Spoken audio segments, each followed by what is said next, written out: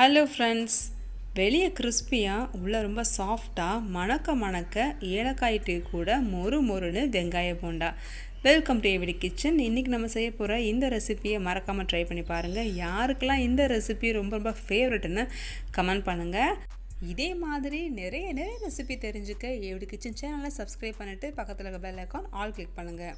நான் இன்றைக்கி medium size வெங்காயம் 5 எடுத்து நீல வாக்கில் கட் பண்ணி எடுத்திருக்கேன். நீங்கள் இந்த குவான்டிட்டி பண்ணிங்கன்னா இதில் கிட்டத்தட்ட உங்களுக்கு 7 போண்டா கிடைக்கும். இது கூட 1/2 டீஸ்பூன் அளவுக்கு உப்பு, 1 டீஸ்பூன் அளவுக்கு சோம்பு க்ரஷ் பண்ணி போட்டுக்கோங்க, வாசனை ரொம்ப நல்லாயிருக்கும். 1/2 டீஸ்பூன் அளவுக்கு பெருங்காயத்தூள், 1/2 டீஸ்பூன் அளவுக்கு சில்லி பவுடர், ஒரே ஒரு மிளகாய், இது ஆப்ஷனல் தான். கொஞ்சமாக கருவேப்பிலையை பொடியை நறுக்கி சேர்த்துக்கோங்க.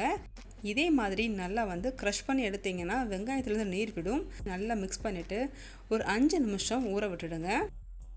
5 நிமிஷம் வெங்காயம் நல்லா ஊறியாச்சு. இப்போ இது கூட 1/2 கப் அளவுக்கு கடலை மாவு, 1/4 கப் அளவு அரிசி மாவு சேர்த்து இதே மாதிரி ஃபர்ஸ்ட் ரஃபாக பிணைஞ்சிக்கோங்க. அதுக்கப்புறம் கொஞ்சமாக வாட்டர் விட்டு கிட்டத்தட்ட 1/4 டம்ளருக்கும் கம்மியாகவே வாட்டர் விட்டு இதே மாதிரி பிணைஞ்சு எடுத்துட்டிங்கன்னா ரொம்பவே சூப்பரான சாஃப்டான போண்டாவுக்கான மாவு ரெடி ஆயிடுச்சு. இப்போது குட்டி போண்டாவாக இதை உருட்டி எடுத்துக்கலாம். ரொம்ப பெருசாக ஊட்ட வேண்டாம், உள்ளே மாவு வேகாது. ஸோ ஓரளவுக்கு மீடியம் சைஸில் இந்த போண்டாக்கான மாவை உருட்டி எடுத்துக்கோங்க.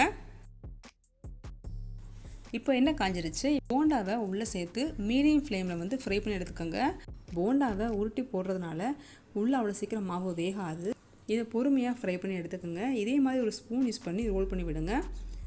ஒரு தடவை ஃப்ரை பண்ணிவிட்டு மறுபடியும் கூட 1 டைம் ஃப்ரை பண்ணி எடுத்திங்கன்னா வெளியே மொறுனும் உள்ளே ரொம்ப சாஃப்டாக வெந்து கிடைக்கும்.